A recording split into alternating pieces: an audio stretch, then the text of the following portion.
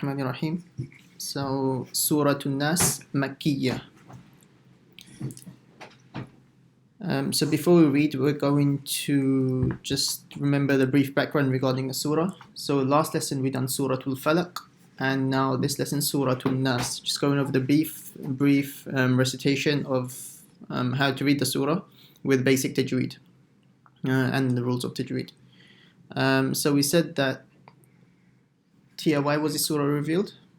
So because when someone was brushing Muhammad's hair, they got it and they tied it in 11 knots, and they put black magic on him, and it made him forget things. So if he did like namaz and then he didn't know if he did it or not.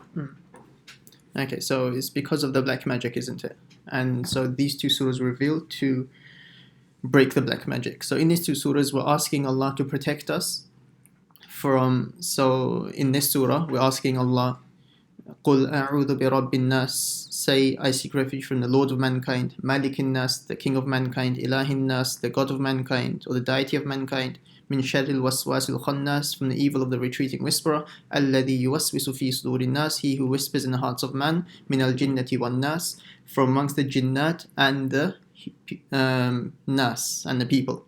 So basically we're asking Allah to protect us from the shayateen, from the evil jinns, and the evil people as well. So shaitan isn't just an evil jinn. Shaitan can be an evil person as well. So if it's an extremely evil person who's always telling you to do a bad thing, that person is a shaitan. Okay, so being a shaitan is not just restricted to, the jinns. It refers to people as well, that they can be shaitans as well. So that was the brief background of the surah. So now let's start. So I'm going to read first, and I want you guys to repeat after me as usual. Bismillahir Rahmanir Rahim. Bismillahir Rahmanir Rahim. So in the first ayah, first you have to recite the qaf. So the qa, not a kul, because what does kul mean in Arabic with a small kaf? Anyone remember? Yes, it means eat. So kul means eat. So Allah isn't asking us to eat here. Qul means say. And then a has to be pronounced with a hamza, and then straight after it is an ayn. So a'udhu. So you have to differentiate between them. So it's not a'udhu altogether. A'udhu. Okay, that is quite difficult to say, and takes a lot of practice. Anyone want to try? Anyone? Do you want to try it? A'udhu. Okay, that wasn't bad. That was decent. So the a has to come out from the bottom of the throat, then the ayn from the middle of the throat. A'udhu. And it's not zu, it's dhu. Then the ra is that full mouth, empty mouth. Bi rabbi.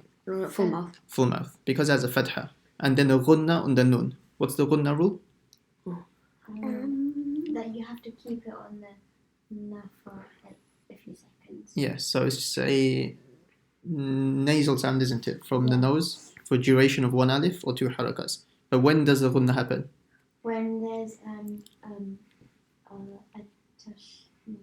On which letter? a na or Nun or ma. a mim. So if a nun or a mim has a shadda, then there will be a ghunna. And we need to learn the proper words, by the way, for these. And we'll go over them maybe next lesson. So now let's start. قُلْ أَعُوذُ بِرَبِّ النَّاسِ. قُلْ أَعُوذُ بِرَبِّ النَّاسِ. That's the next line. The main thing here is just the ghunna on the nun again.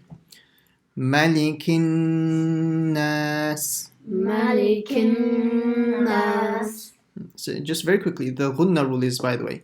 So if I ask you what the ghunna rule is, you should say that a nun mushaddada is any letter with a shadda on top of it. But I'll explain to you the terms later. That a nun mushaddada or a mim mushaddada will be read with a ghunna. So that's what you should say. So it's very simple. Nun mushaddada and a mim mushaddada will be read with a ghunna. So that's the rule. So if I ask you to explain what does a ghunna mean, then you say what you said before, Ari. Not Ari, here. That it's a sound which comes out from the nose for the duration of one alif or two harakas. Next one. So again, the only thing here is the ghunna on the nun, and then to stretch it as well. Ilahin nas. Ilahin nas. Next line. And here, after the nun, sakin is an ikhfa. We'll learn what an ikhfa is as well. We need to go over that, the ikhfa rules. And then the khannas, the shadda rule and the nun. So now let's read it. من شر الوسواس الخناس. من شر الوسواس الخناس. Yeah, and just very quick few things here. Min sharri is a full mouth or empty mouth? Full mouth. Empty mouth. Empty mouth. Why? Because it has a kasra. Because it has a kasra. So sharri. And the way to say the full empty mouth is you have to smile slightly. Sharri. Sharri. Yeah. So if you keep your mouth normal, say sharri, the e turns into a r sound. So the way to pronounce a kasra properly is not a r, it's ri. So sharri. Sharri. Yeah. And then the second thing, common mistake, is waswasil. Many students, they don't say the seen clearly. So they say waswasil. Waswasil, which is a mistake. So it's waswasil. Can you say that? Waswasil. Perfect. And then the next letter, the kha, is that full mouth or empty mouth letter? Empty mouth. Full Empty mouth. Full mouth. Full mouth. Full mouth. Yeah. Khussa, daghatin qidh. So kha is full mouth. So it's not khannas, khannas. Okay, next line. الذي يوسوس في صدور الناس. الذي يوسوس في صدور الناس. So now the common mistakes in this line is number one is it's not al-lazi, it's al-ladhi, which you guys read correctly. So it's not a z, it's a dhal. And then yuwaswisu. So again, they normally make the second mistake. Many students, they say yuwaswisu. So it's not yuwasa, it's yuwaswisu. And then the fi is stretched, one alif long. Then the su. Many students, or they say, I think I might have heard it here, I'm not sure. Don't say sadurin. So it's not a sa. You have to recite the dhamma properly, which is an u sound, isn't it? So sudurin. So if you see your mouth goes slightly roundish, sudurin. Sudurin. Yeah, and you have to make it full. Sad is a very heavy letter, isn't it? It's not a sin, so it's not sudurin. Sudurin. Sudurin. Yeah, and then the gunna. So let's read this line one more time. الذي يوسوس في صدور الناس. الذي يوسوس في صدور الناس. Yeah, that's good. And the last one, just the gunnas and then a stretch on the nun at the end. من الجنة والناس. من الجنة والناس. Okay, so so it's a very simple surah. Just a few rules of tajweed taken into consideration. So now I'll just read it once, and I'll get some of you guys to read it. So just follow with me. بسم الله الرحمن الرحيم. Just listen. Okay. That's fine. قل أعوذ برب الناس ملك الناس إله الناس من شر الوسواس الخناس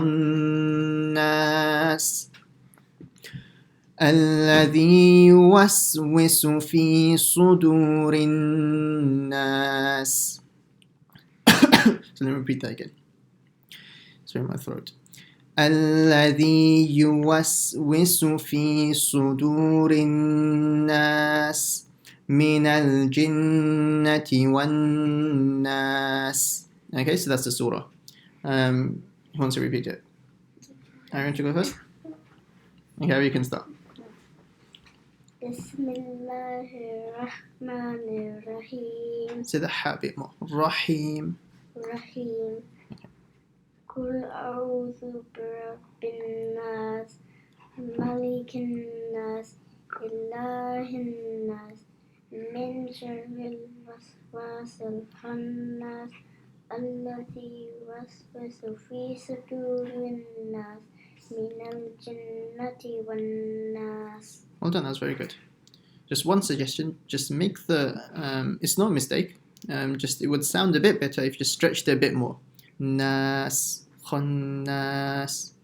Okay, but it wasn't a mistake, so you read the surah very well, mashallah. Okay, Tia. Bismillahirrahmanirrahim. Okay, the has need to pronounce better. Rah, Rahim. yeah. Qul a'udhu birabbin nas. Okay, the hamza in the beginning needs to be a bit clearer. So shouldn't sound like an ayn at all. A'udhu. Qul a'udhu birabbin nas. Malikin nas. Ilahin nas. Min sharril waswasil khannas. Can you repeat that one line?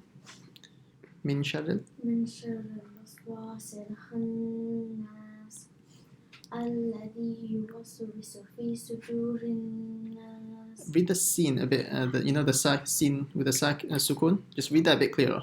الذي يوسوس. الذي يوسوس في صدور الناس من الجنة والناس. Okay, well done, that was good. Okay, and we'll finish there.